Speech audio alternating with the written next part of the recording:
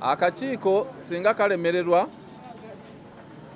bannayuganda bayinza okwekyawa ne bateekawo groups ez'okulaba nti tebakkiriza aba NUP oba Honorable Kyagulanyi okuba rallies.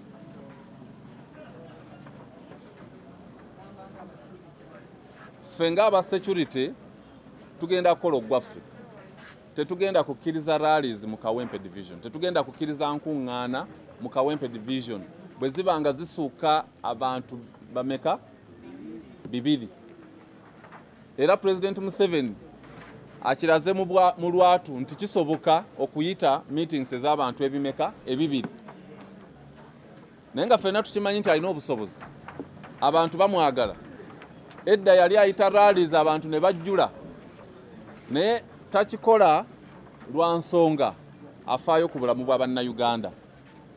Era measures zaataddewo mu ggwanga okulwanyisa ekirwadde kino kyekivuddeko Uganda mu Africa ye namba emu okulwanyisa ekirwadde kya COVID-19.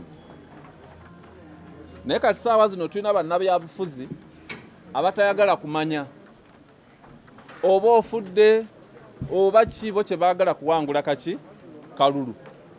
Security kasite baleka ne bakola bye baagala bawulira bubi nnyo lwa nsonga tewagenda kubeerawo mbeera eteekeddwawo.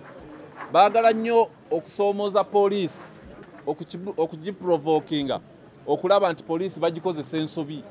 Bo bakinyumirwa era omuntu ne bw'afa beebuzaabuza nti bafuddeyo nnyo n'okuziika ne bagenda ne baziika.